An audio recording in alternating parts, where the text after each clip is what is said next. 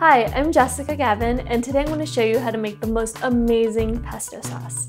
I bet up until now, you've been making pretty good pesto sauce. It's been an easy process and a quick thing to do, but I bet there's a couple key steps that you're missing that would take your pesto sauce to the next level. So let me go ahead and get started and show you what key ingredients we need to do to make the sauce. There are 6 essential ingredients that you want to add to the base of your pesto sauce. You definitely want to get some fresh herbs like basil, which is going to add some incredible aromatics and a nice anise note to your pesto, as well as some parsley to help the color stay nice and green. You also want some freshly grated cheese. I really like pecorino, romano, or Parmesan cheese to add some nuttiness and flavor to the pesto, as well as some nuts like pine nuts or walnuts or almonds to give a little texture and creaminess. You definitely want some salt to add some seasoning to the pesto, garlic cloves for a little bit of pungency, and then some really good quality extra virgin olive oil. Now that we've got all the ingredients together, before you even put any of them into the food processor or the blender to make the sauce, you're going to want to do a couple key things, and the first one being bruising the basil leaves. The reason why you want to do that is because the basil leaves have these amazing aromatic oils in the cells of the leaves, so you're going to want to put them in a mortar and pestle along with some of the parsley leaves to kind of extract and bring out those flavors and aromas into the pesto sauce. And then just a light bruising. You can already smell all of the amazing aromas coming out of those leaves. So you can see it's just a little bit bruised, and you can smell a really strong anise aroma, which is going to translate straight into that taste of the pesto sauce. So if you don't have a mortar and pestle, all you need to do is grab a plastic bag and a rolling pin and start bruising away.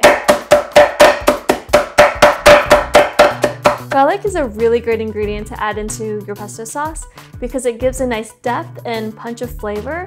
However, as you know, it could also give a little bit of that garlic breath.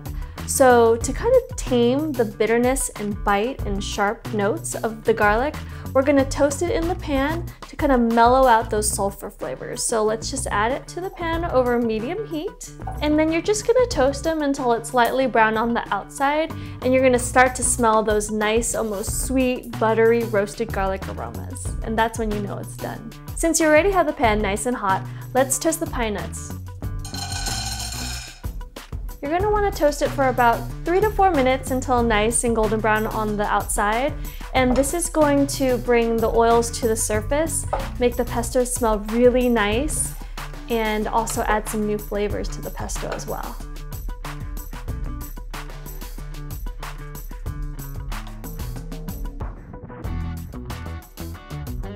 Now that we've got all the ingredients prepped and ready to go, let's make the pesto sauce. First thing we're going to do is add the toasted pine nuts, the toasted garlic cloves, about a half a teaspoon of salt, and then all of your bruised basil leaves. It's about 2 ounces of basil leaves and 2 tablespoons of the Italian parsley.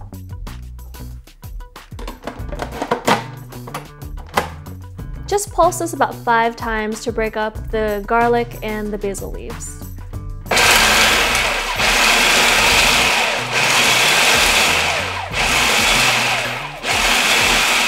Now you're going to drizzle in the extra virgin olive oil.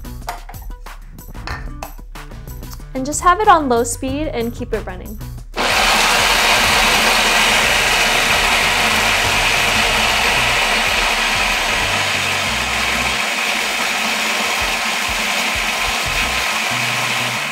This process takes about 10 seconds.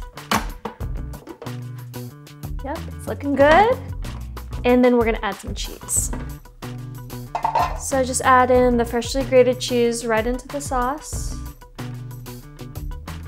And process for about 5 seconds on low speed.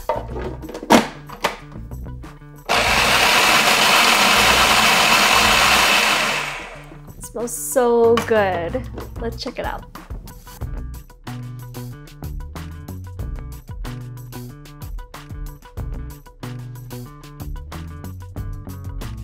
Now that you know how to make pesto sauce from scratch, you could add it to any dish to really elevate those flavors. So one of my favorite simple ways to do that is just to make a pesto pasta.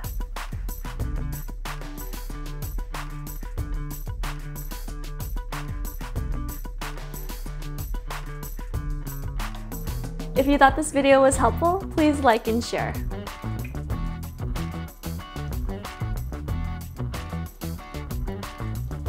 So good, guys.